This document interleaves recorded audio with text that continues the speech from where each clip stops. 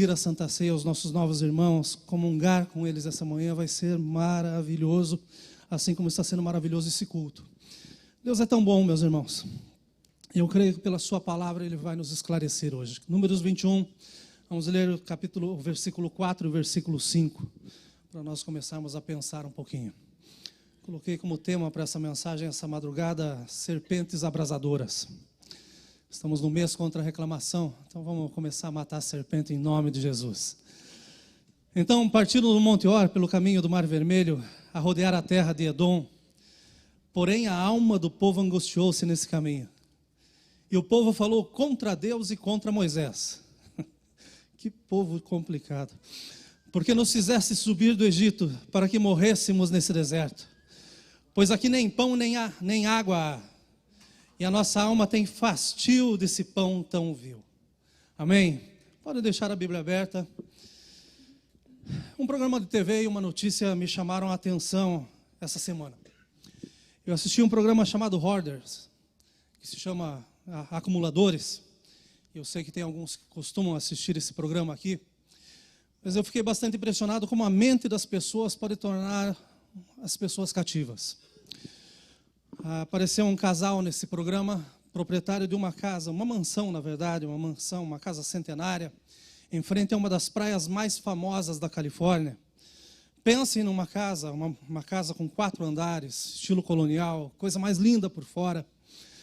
Grande demais a casa, tanto que ela tem 2 cozinhas, uma no seu piso no piso no baixo e outra no segundo andar, para que eles não tivessem que andar tanto na casa. Apenas um casal vivendo nessa casa, mas a verdade é que o espaço físico da casa se tornou muito pequeno, em virtude daquilo que eles fazem, a acumulação de lixo dentro da casa. E eles guardaram tanto lixo dentro da casa que agora eles buscam para eles, nas noites, abrigos nos albergues, abrigos nas ruas, abrigos em tantos lugares. Porque uma casa desse tamanho já não tem mais espaço para que o casal possa viver ali dentro. O espaço físico se torna pequeno. E a verdade é que isso não aconteceu da noite para o dia, mas foi o acúmulo diário de lixo que tomou conta de todo aquele espaço. A segunda notícia que eu vi foi uma notícia no jornal, aliás não foi um programa, foi uma notícia, mas me chamou bastante a atenção nessa sexta-feira, que foi um fato muito triste e também um fato bastante insensato, mas é um fato bastante curioso, porque aconteceu aqui em Indiana. Os policiais foram chamados porque os vizinhos notaram a ausência da vizinha já por alguns dias, então a polícia foi chamada, abriu as portas da casa, e quando abriram a porta da casa, encontraram uma mulher de 36 anos, morta, sufocada por uma serpente. A questão é que a casa tinha 600 square feet aproximadamente, e dentro da casa eles encontraram mais de 140 cobras. A companhia dessa mulher nada mais era do que animais ao invés de pessoas. E uma dessas 140 cobras estava enrolada no seu pescoço. Eu penso que ela alimentava aquilo que a matou. Vamos pensar nesses 2 casos rapidamente. A questão principal é que algo tão pequeno como um hábito, um costume, pode levar a pessoas a fins tão desastrosos. Tanto o casal da Califórnia quanto a senhora de Indiana, eles tinham hábitos e costumes estranhos e que começaram a partir de um determinado ponto nas suas vidas. Algo despertou, foi um sparkle na sua mente, um gatilho que estalou e de repente eles começaram a mudar completamente o seu pensamento a respeito do seu modo de viver. Chama muita atenção como pessoas têm hábitos e costumes tão estranhos. Os hábitos e costumes normalmente eles variam de família para família, de uma casa para outra.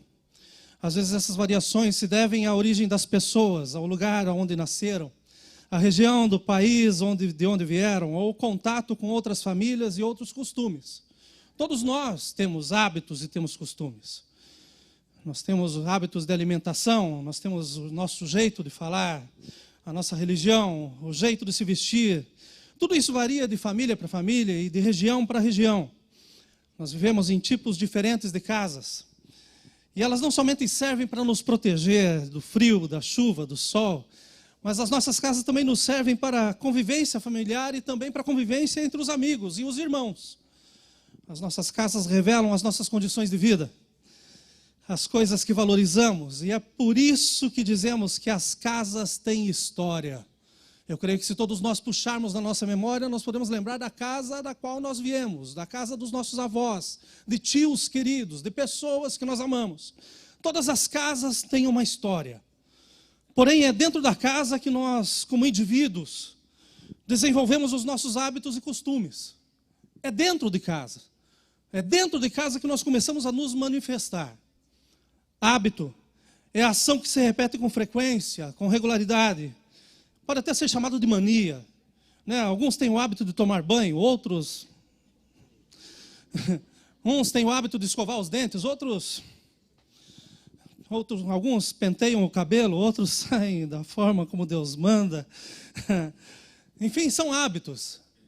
Mas nós também temos costumes, e costumes é a maneira de pensar ou de se comportar própria da pessoa ou de uma sociedade. Os brasileiros são conhecidos por um costume, o costume de falar alto. E a verdade é que se a gente se reúne no domingo, depois do almoço, em 4 ou 5 pessoas no restaurante, nós chamamos a atenção do restaurante inteiro, porque nós falamos alto. O costume de comer com a boca aberta, péssimo. Mas alguns têm. Esses 2 exemplos que eu citei, que foi dessa casa da Califórnia e essa mulher na Indiana, nos mostram que hábitos e costumes podem não somente afastar as pessoas da nossa convivência. Porque como que alguém ia se relacionar com esse casal que não acha espaço nem para eles dentro de casa? Ou como que alguém ia se relacionar com essa mulher, jantar na casa dela e as cobras passeando por debaixo da sua perna? A verdade é que espantam as pessoas, afastam as pessoas da convivência. Mas infelizmente não só afastam as pessoas da convivência, mas acabam levando até mesmo à morte. O ponto para nós hoje aqui é que os nossos hábitos e costumes podem estar nos levando ao isolamento social e também à morte. Mas o pior de tudo é que nós podemos estar sendo levados ao isolamento social e à morte, mas estamos nos distanciando de Deus. Ninguém gosta de ficar perto de pessoas que só reclamam da vida. Pessoas que não veem nada que bom, tudo é ruim, nada presta. E daí essa pessoa começa a ficar isolada e é o resto do mundo que não a entende. Mas a verdade é que ninguém consegue conviver com uma pessoa que nunca consegue tirar nada de bom no meio da vida. No Salmo 78 nós encontramos as causas das reclamações do povo de Israel. Eles reclamavam pela obstinação, aquelas pessoas que a sua cabeça não muda de jeito nenhum. Eu sou obstinado, eu vou fazer porque eu quero fazer. Eu sou obstinado, não importa que dê errado, mas eu fiz. A rebeldia era um problema sério de Israel. Graças a Deus não é o nosso problema, nós não temos rebeldes no nosso meio. A inconstância de coração era um problema sério no meio de Israel. Graças a Deus nós não temos isso, nós só temos pessoas com bom ânimo o tempo todo, que nos animam, que nos elevam. Israel reclamava pela infidelidade de espírito, né? De manhã era Deus e de tarde a Deus. Eles reclamavam porque não guardavam a aliança de Deus, ou seja, nós estamos no deserto, mas cadê Deus? Cadê aquilo que Ele nos prometeu? Eles reclamavam porque eles não quiseram obedecer à lei. Eles esqueceram-se das obras e das maravilhas que o Senhor lhes mostrara. Foi no deserto que esse povo vivenciou, meus irmãos, os maiores milagres contidos em qualquer livro do mundo. Aliás, milagre quem faz é só Deus. E o único livro que contém milagres é esse daqui, é a palavra do nosso Deus. Milagres. Mas pensem comigo que esse povo estava caminhando pelo deserto e daí calçados e roupas cresciam e não envelheciam. Eles não tinham do que reclamar. E nem podiam dizer que estavam fora da moda, porque não existia moda naquela época. Que moda que iam comparar se estavam no deserto? Pensem que eles estavam comendo maná que caía do céu. Eles não tinham que ficar plantando para depois colher, preparar, não. Deus mandava dos altos céus. Eles bebiam água que brotava da rocha. Carne fresca a ponto de dizer, olha, não quero mais, para com isso. Os dentes já não tem mais lugar para ter carne. Eles não precisavam de protetor solar e nem precisavam esfregar o protetor solar na sua pele, porque havia uma nuvem que os cobria. Que milagre tremendo esse nosso Deus estava fazendo. Pensem que o frio era rebatido por uma coluna de fogo. Que milagre maravilhoso. O que mais que esse povo queria? Deus estava cuidando de todas as circunstâncias. E Deus que cuidava deles lá é o mesmo que cuida de nós aqui. Ele não mudou, Ele continua sendo o mesmo. Mas eu olho para as palavras do Senhor e eu vejo que o povo também não mudou. Nós também continuamos sendo os mesmos. Quais os motivos para que eles estivessem reclamando? E quais os motivos que nós temos para reclamar hoje? Assim como Israel, nós estamos em uma caminhada muito árdua. E a caminhada nesse capítulo que eles estavam fazendo era terrível. Não era um lugar plano, não era um bosque, não era um vale, mas era uma montanha. Eles estavam subindo e era cheio de pedras, ainda tem os inimigos que estavam na frente. Então a caminhada era árdua. Mas deixa eu te lembrar que quem nos toma pela mão direita e diz, olha, não tema porque eu estou contigo, se chama Jesus. E Ele está conosco ainda hoje. E por mais intensa que seja a caminhada, por mais árdua que seja a caminhada, Ele permanece do nosso lado. Esse povo estava passando por dias intensos e noites prolongadas. Da mesma forma que nós. Dias intensos, noites prolongadas. Mas do que nós temos falta? Quando nós reclamamos talvez é porque um capricho não tenha sido realizado por Deus. Do que nós podemos reclamar hoje? Da comida sem sal, quando muitos não têm comida. Do sapato fora de moda, quando muitos nem sabem o que é moda. Da roupa justa ou pequena, sendo que se a gente olhar no espelho, não foi a roupa que diminuiu, foi a barriga que cresceu. E isso é sinal que nós estamos fora de peso. Então não é que esteja faltando, está sobrando. Deus tem sido mais do que suficiente para as nossas vidas. Estamos reclamando do carro sem ar, enquanto muitos estão sem ar porque foram andando para a igreja hoje para prestar um culto de adoração ao Senhor. Estamos reclamando da conta de luz, enquanto muitos nunca viram uma lâmpada na sua frente até o dia de hoje. Do preço da gasolina, enquanto muitos precisam simplesmente de uma prótese para repor uma parte do seu corpo que perderam. Do cansaço do trabalho, enquanto muitos cansam procurando o trabalho. Do filho que é arteiro, enquanto muitos choram porque querem ser pais. Enfim, nós reclamamos por hábito ou por costume, enquanto deveríamos viver como Paulo, em contentamento, dando graças ao nosso Deus constantemente. Tudo que tenho, tudo que sou, provém das mãos do meu Senhor. Aleluia! Assim como Israel, meus irmãos, nós temos reclamado e sem motivo. Deus é longânimo, mas Ele continua sendo um Deus justo. E no versículo 6, depois que Israel começa a reclamar contra Deus e contra Moisés, o Senhor mandou entre o povo serpentes ardentes, que morderam o povo, e morreu muito o povo de Israel. Interessante que nós reclamamos usando a boca, mas foi com a boca da serpente que Deus enviou julgamento. Ou seja, você fala e você vai ser morto também pelo mesmo lugar que sai, vai ser o lugar que vai te ferir. Eu aprendi ao longo desses anos, meus irmãos, coisas simples. Não se reclama do dentista sentado e com a boca aberta.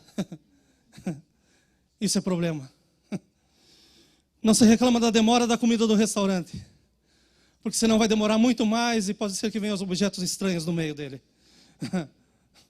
Não se reclama do pedreiro pela demora do trabalho, porque senão ele vai sumir no meio da construção. Não se reclama do garçom, gente, quando a gente está no rodízio, porque depois a conta vai chegar. E a conta pode ficar muito cara. Enfim, eu aprendi coisas tão simples na vida, coisas que não se reclamam. Porque quanto mais a gente reclama, mais nós somos provados a reclamar. E normalmente o resultado é terrível. Você reclama do garçom, vai vir um outro que vai tentar te satisfazer, mas você já vai estar insatisfeito. Então vai ser pior ainda. Você reclama da professora do teu filho esse ano, espere que tem o ano que vem. Você reclama de tantas coisas, mas sempre vem coisas ainda maiores, motivos ainda maiores. Eu nunca vi uma pessoa que reclama não ser provada constantemente. Nunca vi. Essas serpentes que alguns dizem que tinham a aparência de fogo. Na verdade, a diferença entre cobra e serpente é a escama. Então, alguns historiadores dizem que essas serpentes tinham as escamas como se fosse fogo. Outros dizem que a picada doía como se fosse um fogo consumidor. Ou seja, você vai morrer aos poucos, mas isso vai arder dentro de você. Outros diziam que não era a picada, mas que era o efeito do veneno, que era lento e que era ardido. Eles nos mostram claramente como a reclamação nos traz dor ao invés de alegria e satisfação. Porque aquelas pessoas que reclamam, elas nunca se satisfazem. Elas sempre acham alguma coisa a mais para continuar reclamando. É aquela sensação de dizer assim, pode ser que não façam nada, mas pelo menos eu falei tudo o que eu queria. A verdade é que quem fala o que quer, escuta o que não quer. E quanto mais você escutar o que você não quer, mais você vai falar o que não precisa ser falado. E o que Deus está falando aos nossos ouvidos hoje, claramente, não importa se você reclama por costume ou por hábito, mas tem cura. Não importa a casa que você veio, não importa aquilo que começou na sua vida, mas importa que no encontro com Jesus, tudo pode ser diferente. As coisas podem mudar completamente na sua vida. E eu conheço pessoas que reclamavam muito e de repente começaram a ser generosas, começaram a ser agradecidas. E hoje é fácil de entender porque mesmo no meio da dor elas conseguem agradecer. É porque quando nós agradecemos, nós trazemos Deus para perto. Deus, meus irmãos, Ele tem prazer em estar conosco. Ele tem prazer que Ele seja chamado. Mas quando reclamam para você, você gosta de ficar perto ou você se afasta? A cura, meus irmãos, começa com um reconhecimento individual e depois coletivo. Deus manda serpentes no meio do povo. Pessoas começam a morrer no meio do povo. E de repente eles se levantam e chegam perto de Moisés e dizem assim, nós havemos pecado, porquanto nós temos falado contra o Senhor e contra ti. Eles fizeram uma análise em si mesmos, não foram olhar a casa do vizinho, não foram olhar o parente, não, eles olharam para si mesmos. Porque é muito fácil a gente ficar sentado e no nosso trono a gente reconhecer quem é reclamão. Mas é muito difícil a gente olhar para nós mesmos e dizer assim, a minha atitude não está boa. Eu tenho pensado ao longo dos anos, eu acho que já é o 5º ano que nós estamos fazendo um mês contra a reclamação. E eu creio que desde o 2º eu tenho desenhado na minha agenda 2 árvores que eu ainda quero colocar no púlpito. Eu pretendo colocar 2 árvores secas, uma em cada lado, e distribuir para os irmãos papéis que durante a semana representem a sua gratidão ou o momento que você reclamou. E durante um mês eu gostaria de ver qual árvore que ia ter mais folhas. O que vocês acham? Acho que a gente ia ter que transportar a árvore da gratidão para o lado da ingratidão, porque na verdade a gente já ia ter um pomar dentro da casa. Meus irmãos, o povo reconheceu individualmente. E às vezes é tão fácil a gente reclamar que a gente nem sente mais. É tão fácil, se tornou parte tão constante nos nossos lábios que a gente nem sente mais. O povo estava ali vendo milagres de Deus, acompanhando os milagres de Deus, mas começaram a reclamar e a reclamar contra Deus. Todas as bênçãos de Deus foram derramadas para mim e para a sua vida. O momento em que nós dissemos sim ao nosso Senhor Jesus, meus irmãos, Ele tem prazer em nos satisfazer para que o nome dEle seja glorificado. Mas todos os momentos que nós como filhos começamos a reclamar de Deus, ou melhor, a reclamar das coisas, a reclamar da situação, a reclamar do momento, o que acontece? Estamos reclamando diretamente contra o nosso Deus. Eu falo para a Kátia que eu não sou uma pessoa que é movido por sorte. E ela já aprendeu isso comigo. Se tiver 2 filas e eu resolver sair da que está mais demorada e passar para a que está indo mais rápida, eu estraguei a fila dos outros. Se eu estou dirigindo na esquerda e a direita está andando, se eu mudar de faixa, meus irmãos, alguém vai furar o pneu, alguma coisa vai passar. Tal. Mas eu aprendi que eu não reclamo. Eu aproveito esse tempo para meditar no Senhor e dizer... Oh, Senhor, tem misericórdia do justo. Acha prazer em mim, Senhor, e abre esse caminho. Mas vocês já imaginaram, meus irmãos, se nós estamos em frente de tantas situações que Deus tem o controle lá na frente? E que às vezes nós mudamos de faixa e quando nós chegamos lá na frente tem um acidente terrível na faixa que a gente estava. Que às vezes a gente está reclamando porque está demorando tanto, mas quando chega nos surpreende aquilo que Deus está fazendo. Que a gente está reclamando tanto pela demora, mas ninguém está reclamando mais pela demora do Senhor Jesus voltar. E eu estou clamando, Senhor, vem, Senhor, porque eu quero ver a sua face. Nós estamos reclamando, meus irmãos, por tantas coisas e às vezes inconscientemente. Mas eu creio que chegou a hora de nós levantarmos os nossos olhos e olharmos para a cruz. Porque teve um que um dia foi levantado, não abriu os seus lábios e fez isso por amor a mim e a você. Ele levou sobre si todas as nossas dores, todos os nossos pecados, e fez isso por amor. A cura começa com o nosso reconhecimento. E nós olharmos para nós mesmos e saber naquilo que nós estamos falhando. Pelo que veio o povo a Moisés e disse: olha, nós havemos pecado porquanto temos falado contra o Senhor e contra ti. Ora, Moisés, ora ao Senhor que tire dentre nós estas serpentes. O povo olhou tanto para si que chegou à conclusão seguinte: a nossa oração nem vai ser ouvida. Ora você, Moisés, ora por nós. Ora porque com você Deus fala. Ora para que Ele tire de nós essas serpentes. Só o Senhor, meus irmãos, para retirar de nossas vidas esse triste hábito ou esse costume da reclamação. É só Ele. O versículo 8 diz: e disse o Senhor a Moisés: faça uma serpente ardente e põe-na sobre uma haste, e será que viverá todo mordido que olhar para ela. E Moisés fez uma serpente de metal e pô-la sobre uma haste. E era que, mordendo alguma serpente a alguém, olhava para a serpente de metal e ficava vivo. A cura estava nas mãos de Deus. O mesmo Deus que mandou a ferida, mandou a solução. Pensem comigo que nós estamos olhando tanto para a nossa altura que nós esquecemos de olhar para Jesus, que é o autor e o consumador da nossa fé. E quando nós tirarmos os nossos olhos daquilo que nós vemos e fixarmos os nossos olhos nele, sem dúvida nenhuma nós vamos ter mudanças em nós e ele será glorificado.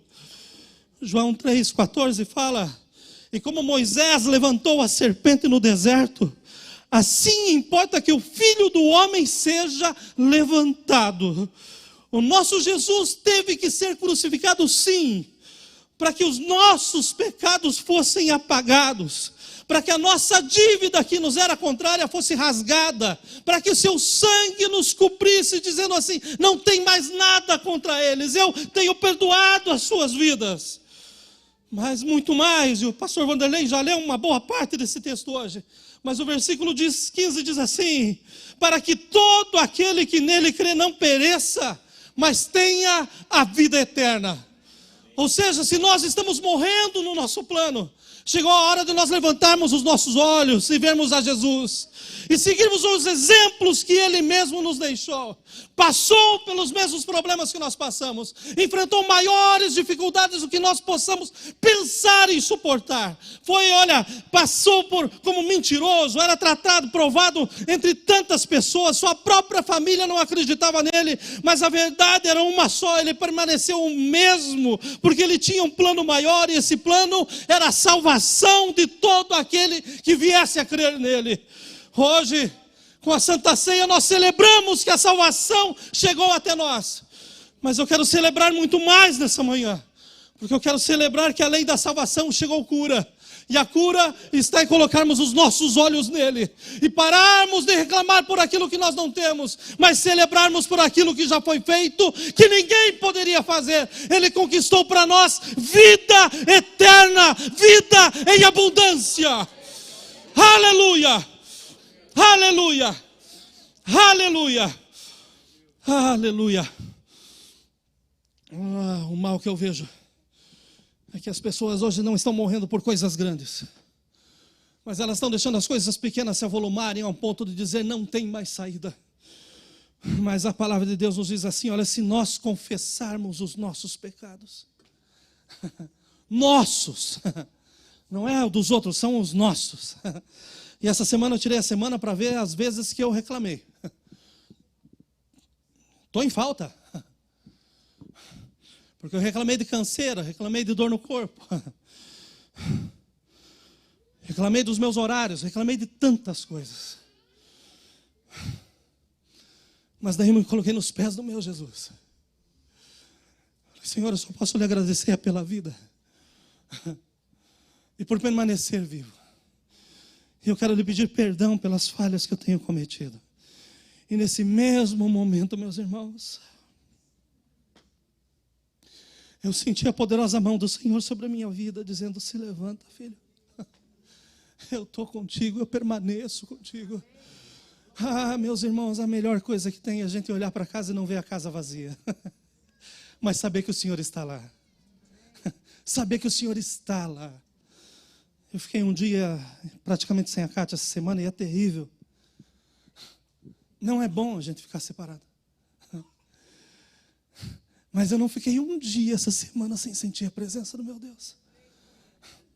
Mesmo nos momentos em que eu fui mais eu do que servo dele.